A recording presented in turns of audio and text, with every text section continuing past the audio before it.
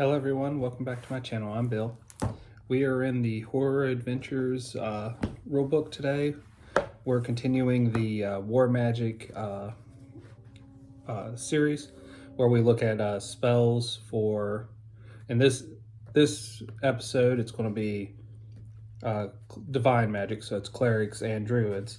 And we're looking at spells from 1st level to 6th level, and we're seeing what would be very applicable in adding a lot of chaos or allowing you to gain control of a medieval style warfare with the spells in the book.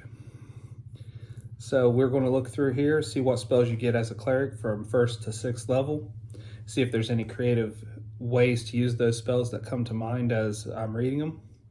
And we might even look up some of the spells if they're spells I've never looked at or their description doesn't leave a lot to go off of. And once I've done all the cleric, we'll jump into the druid and go through its list. And if any new spells on its list, being different than a cleric's, pop up, we will discuss those as well. So without further ado, let's dive in. So 1st level cleric spells, you get Barbed Chains. Hellish Chains attack and cause target to become shaken. Let's see if they attack on their own.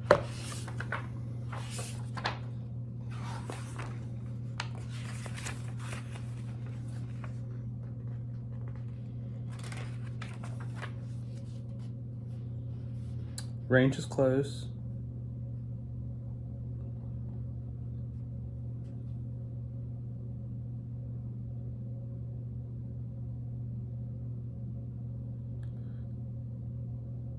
You summon chains from another realm. Okay, so you don't need a chain.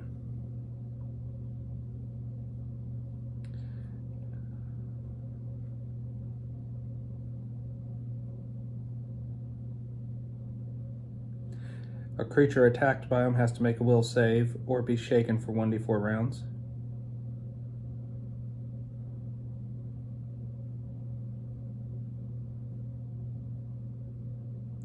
And the chains in melee would do a d6 points of slashing damage. So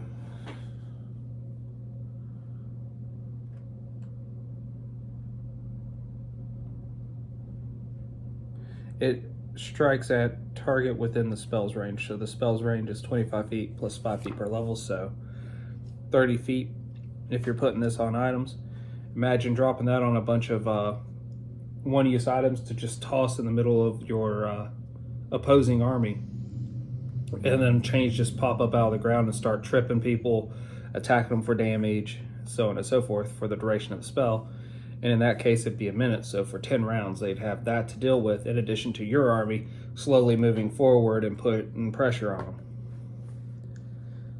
So that's a good spell.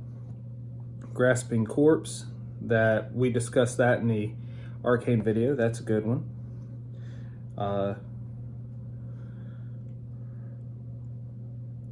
Hedging Weapons. Floating weapons protect you and make ranged attacks. That's interesting. Let's look that one up.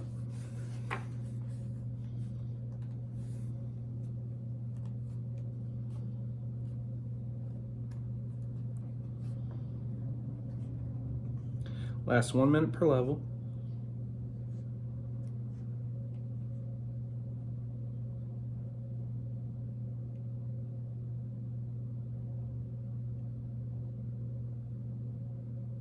It'll give you a +1 to AC for each weapon it can summon, and that's based on your caster level. So every let's see, at 6th level, and then every 4 levels thereafter, you get extra weapons. So as a 1st level spell, you'd only get 1, so it'd be a +1 to AC. And can do a range attack within 30 feet. Does 2d6 points of force damage.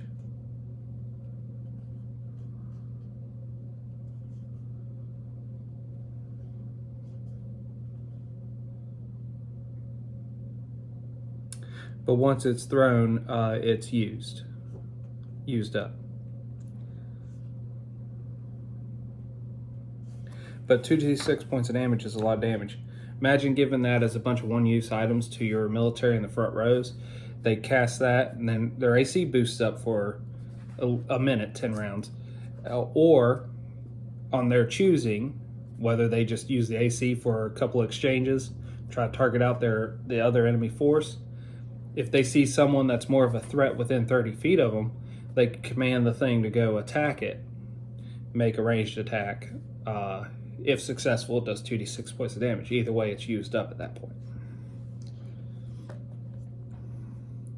Now we're on second level cleric spells. Bloodbath. Cause yourself and enemies to bleed. We covered that one in the arcane one. It's a good one. Bone Shaker. Momentarily control a living or undead creature's skeleton. That one's useful. Contact Entity 1. Ask Eldritch Entity to find and converse with you. That one's not useful for a battlefield. Cursed Terrain Lesser. That one is useful for a battlefield. Curse is an area with 3 mild hazards. Anything that changes the battlefield and would give you control of your maneuverability or hinder their maneuverability is always good. Flickering Lights. That one's good if you know when light sources are going to go out or come on as the caster of the spell. The enemy would be at a big disadvantage.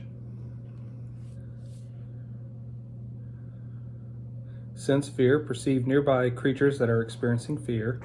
Not that great. Sense Madness. Determine mental disturbances in nearby creature. That one's not as good.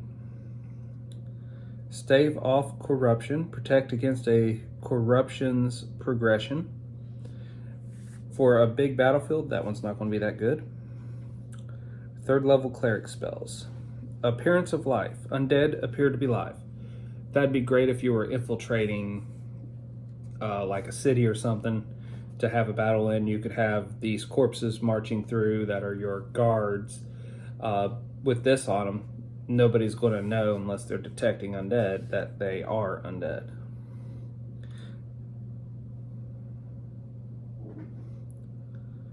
Contact Entity 2. That one's not going to be useful. Damnation. Punish creatures for evil spells they know or that affect them. Let's look that one up.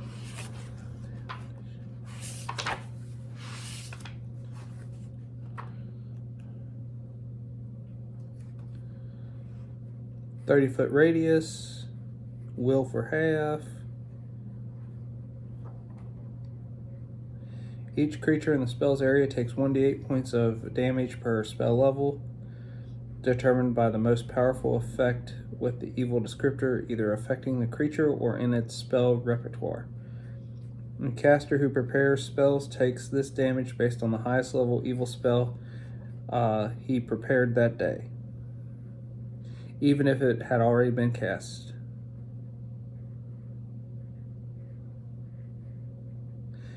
And a spontaneous, the highest level evil spell they know.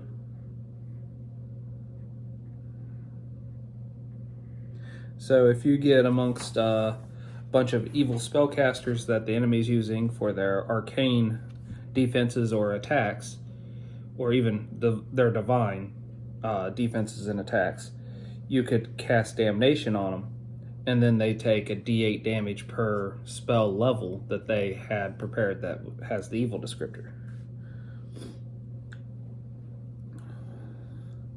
Flesh Puppet. Control a zombie in human guise. Holy Javelin. Deal ongoing damage to evil creatures and apply penalties. If you're fighting a bunch of evil outsiders or creatures you know that are evil, that'd be useful. Screaming Flames. Send forth a wave of flame screaming with the agony of the damned. That would just be intimidating on the battlefield. If you're looking to lower the morale of your opposing force, that would be a spell that would help. Now, it might not break their morale, but if they were hit with that and then something else it'd be more likely something else could break their morale after that. Symbol of exsanguination. Triggered rune causes nearby creature to bleed. In the arcane one, we were talking about using that as like traps. That'd be very useful. Or putting them on shields, and then they activate them as the enemy comes at it. We're on to 4th level cleric spells. Borrow Corruption. Temporarily gain the effects of a corrupt creature's manifestation. Not going to be useful on the battlefield. Maybe after the battle, but not on the battle. Curse Terrain. Curse an area with 4 hazards. That would be very useful, controlling the movement, the terrain again. Flesh Puppet Horde. Control multiple zombies in human guise. That'd be okay. Hunger for Flesh. Give a creature a bite attack and hunger for his own kind. We were talking about using that on the enemies to have them turn and try to eat each other for the short duration of that spell. And that was a hilarious and very intimidating thing you could do to an enemy force. Rigor Mortis. Painfully swell a target's joints. If you could hit that on the archers or the spellcasters, that was going to be very useful. Torpid Reanimation. Animate dead when a specific trigger condition occurs. That could be useful if you also wanted to hide your undead. And by the wording of that, that makes me think of Vampire the Masquerade a whole lot, which I don't have any books of, so note to self, let's get that so we can talk about that stuff too. 5th level cleric spells. Ban Corruption. Eliminate the gifts of nearby corrupted creatures.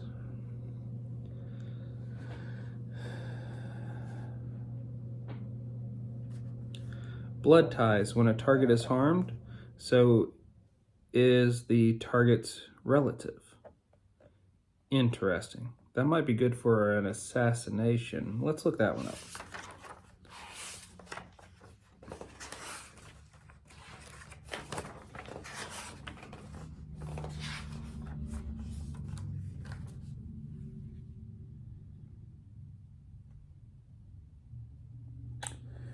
Duration, once per day per level. Target 2 living creatures. One of the targets of the spell must be a hostage, a bound, pinned, or helpless creature within your reach. The second target must be a member of the first target's family.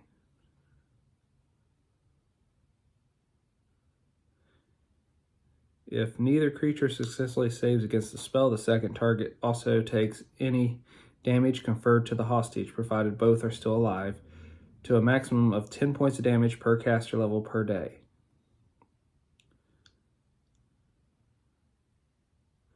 Damage beyond the necessary to kill the first target does not transfer. This transferred damage is typeless and ignores the second creature's damage reduction and resistances. If either target succeeds at the saving throw, you can never attempt to exploit the connection between these particular 2 creatures again.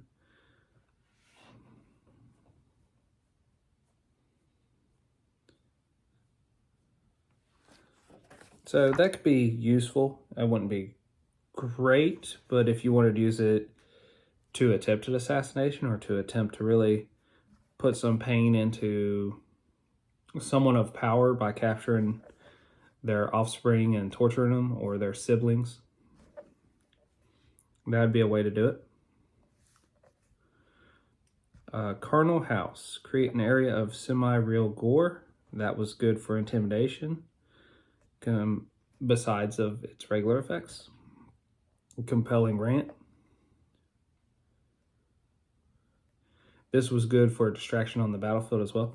People believe your ridiculous speech as long as you keep talking. Contact Entity 3 was not going to be useful. It's the contact an eldritch entity and converse with you. Decolate. A target can safely remove its head. That was going to be great for intimidation and scaring those that really don't want to see somebody pull their head off and put their head back on and they're fine. Locate Gate. Finds a nearby magical portal. Profane Nimbus. Unholy energy damage good creatures that attack you and protect you from good attacks. That'd be great for your evil armies. Sacred Nimbus does it against the evil one, so there's your good and evil versions of the same spell.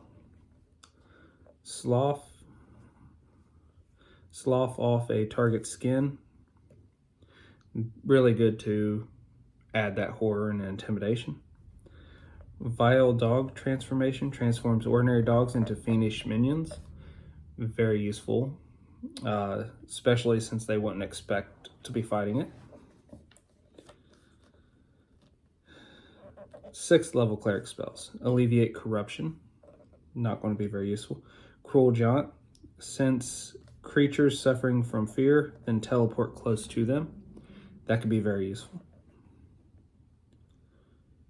Especially when you're trying to get that enemy army to break from their morale. Give that as a one-use ability to your heaviest hitter that's not on the battlefield yet. And when they do enter the battle, they enter at the weakest point because that's where all the fear is. And you could essentially break at least a section of that army, if not the whole army, into a retreat or just chaos. Curse Terrain Grader.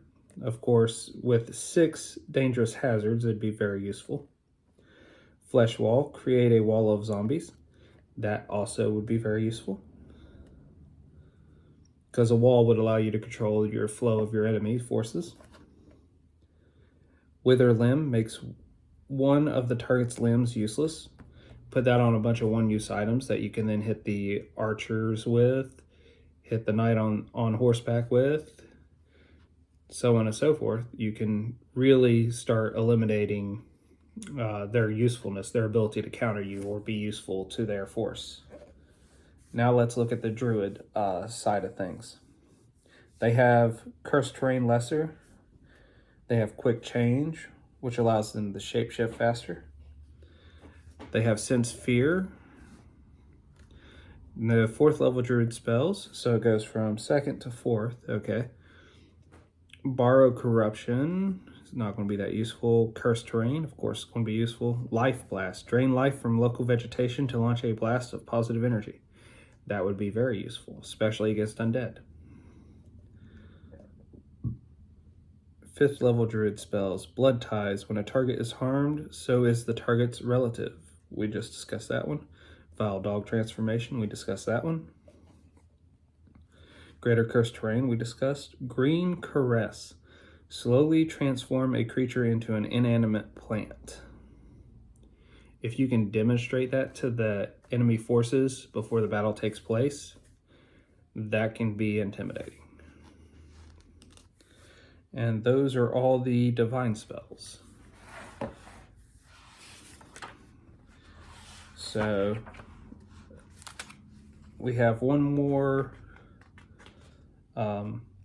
classification of spells I'm going to look through next time.